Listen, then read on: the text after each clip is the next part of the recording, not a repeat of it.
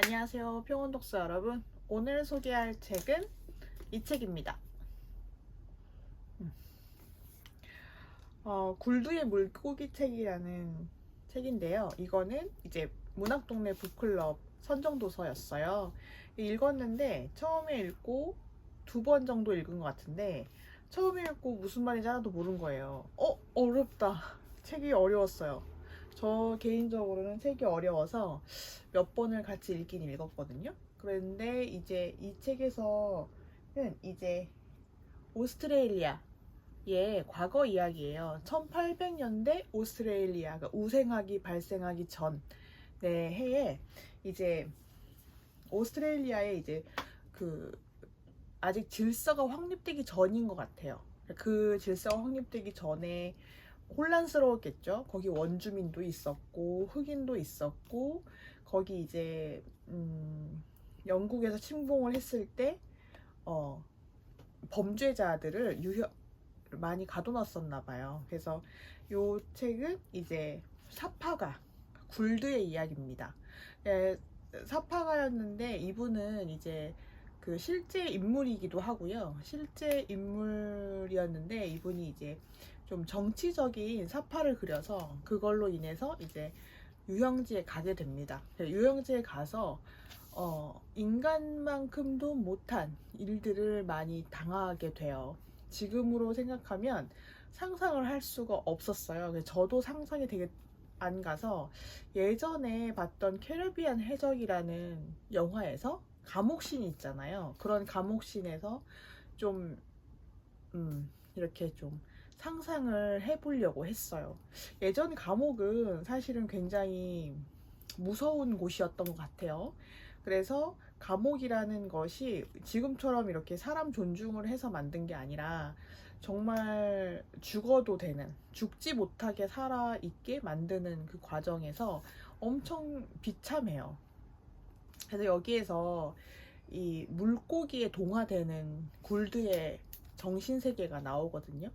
너무 학대를 받다 보니까 이 사람이 이제 물고기를 잡아서 물고기를 그려서 이거를 영국에 보내면 영국에 있는 과학자가 그걸 진화를 좀 공부하려는 사람한테 보내서 자기가 좀 유명해지고 싶어 하는 의사 선생님이 있어요. 그러니까 그 의사 선생님 밑에 들어가게 돼서 그 물고기를 그리게 되는데 그 물고기의 처지와 자기 처지가 되게 비슷하다는 생각을 하게 돼요.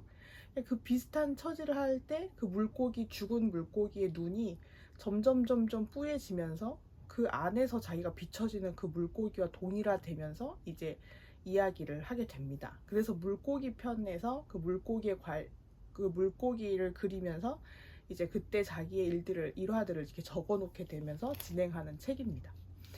그래서 결국에는 거기에 있는 그 돼지를 키우는 캐슬레이라고 하는 돼지를 키우는데요. 그 돼지한테서 위안을 되게 많이 얻어요.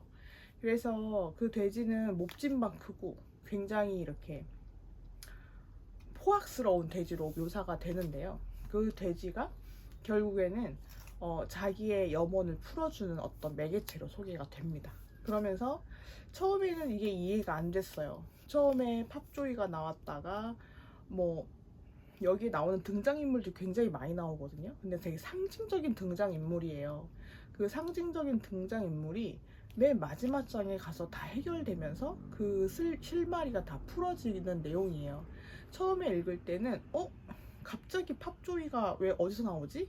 앞에 내가 안 읽었었나? 해서 다시 뒤지면서 읽게 돼서 근데 그런 내용이 없어요. 그래서 이렇게 다시 읽게 되고 그러면서 이제 후반부에 가면서 점점 거기 앞에 나왔던 인물들이 점점 좀 이어지는 내용으로 구성되어 있습니다. 잔혹할 수 있다. 인간은 이렇게 잔혹할 수 있다라는 걸 보여줄 수 있는 소설인 것 같아요. 우리나라도 이제 역사적으로 이제 일본한테 많이 지배를 당했을 때 그때 굉장히 많은 인권 유린된 사건들이 많았잖아요. 그런 사건들도 사람의 포악성을 그대로 나타나게 되는데 이 책에서는 그거를 굉장히 약간 풍자적으로 많이 그려놨어요. 그래서 굴드의 노래로 불러지리라 약간 이런 대사가 있는데 이런 걸로 인해서 자꾸 이제 음률이 들어있는 문장체가 많습니다. 그래서 때로는 소리를 내서 읽었고, 정말 이렇게까지? 라고 생각하는 것들이 되게 많았거든요. 그래서 결국 고래가 되고, 결국 자기가 물고기가 돼서 그 바다로 나아가는 그런 염원을 가지고 마지막으로 익사를 하게 됩니다. 이 굴드가 죽는다는 내용은 첫 장부터 나와요. 그리고 굴드가 어떤 인생을 살았는지 가늠해 볼 수는 없겠죠. 근데 이 소설가도 그때 유형지라고 하더라고요. 그런 죄수들을 가둬놨던 그곳을 오스트레일리아의 작은 섬에 유형지가 만들어서 그 안에서의 생태의 삶이 굉장히 폭력적이고 사회적으로 좀 못마땅한데, 그런 거를 이제 작가가 풍부하게 상상을 통해서 그려넣었다는 점이 대단했던 것 같습니다. 사실 굉장히 이해가 안 될 때가 많아요. 상상이 잘 안 되고, 이렇게까지 했을까? 라는 생각을 많이 하게 됐거든요. 그러면서도, 이게 그 찰스 디킨슨 소설에 올리버 트위스트를 보면 약간 비슷한 묘사가 돼 있잖아요. 근데 그런 올리버 트위스트의 내용에서 빗대어서 상상을 해보기도 하고, 이 시대에 정말 그 사람의 포악성이라는 게 이렇게 나올 수 있나 하는 걸 다시 한번 생각해 보게 됐습니다. 그래서 꽤 많은 부분에서 이해가 안 되는 부분도 있었고요. 그래서 몇 번 다시 읽었던 적도 많았고, 그래서 쉽사리 이해가 싹 되는 책은 아니었던 것 같아요. 그런데 읽어보면 사람이라는 게 참 묘하구나, 인생이라는 게 참 묘하구나 라는 생각을 하게 되고, 이 사람이 자기 스스로를 굽신거리는 것을 되게 잘 묘사를 했어요. 저는 그런 생각이 들지만 밖으로는 구두발에 키스를 했다, 뭐 이런 식으로 이렇게 나오기도 하는 그런 대목을 읽으면서, 사람이 무수한 폭력 앞에 어떻게 할 줄 모르는, 스스로 어떻게 사고 판단이 되지 않는 그런 현상을 그려놓은 것 같아요. 그래서 이분이 탈옥을 합니다. 탈옥을 해서 그때 탈옥을 하면서도 굉장히 불안해 보여요. 왜냐하면 먹을 거 하나 없는 황무지로 탈옥을 하는 거기 때문에 사실 죽을 각오를 하지 않으면 탈옥을 할 수가 없어요. 탈옥한다고 해서 잘 사는 것도 아니니까요. 그래서 예전에 그 러시아 쪽에 그 추운 데서 일하다가 탈옥했던 그런 사건들이 있었잖아요. 그런 영화화한 것보다 더 끔찍한 일들이 많았던 것 같습니다. 그래서 읽으면서 내내 인간이 이렇게 잔혹할 수 있나? 인간이 이렇게까지 할 수 있을까? 근데 그거를 너무 관심 있게 그려놓은 소설인 것 같습니다. 사람이 이렇게 잔혹해지진 않았으면 좋겠어요.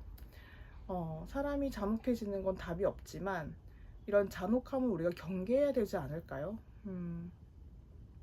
자기의 그런 재미를 위해서 누군가를 갈취하고, 그 갈취한 걸로 이익을 얻고, 이익을 얻어서 잘 살지도 못해요, 결국엔. 그런 이제 주변 인물들이 계속 그렇게 돌아가고, 결국 굴드는 죽음으로써 이제 자연과 하나가 됩니다. 그래서 내용 이야기는 사실 별건 없지만 그 안에 에피소드들이 인간으로서의 본성이 그대로 드러나 있다 라는, 그러니까 바닥적인 인성이 드러나 있다 라는 생각이 들어요. 그래서 우리가 그 내면의 바닥을까지 내려가지 않는 건, 지금 내가 살고 있는 사회가 질서가 있고, 그리고 내가 살고 있는 사회에서 내가 최선의 인간답게 살아가야 될 때 이 질서가 유지가 되지 않을까 싶어요. 그냥 법대로 해라 이런 거보다 정말 사람으로서 내 자존감, 내 세계를 지키면서 산다는 게 생각보다 쉬운 일은 아니거든요. 네, 그런 용기를 좀 얻게 되는 책이었습니다.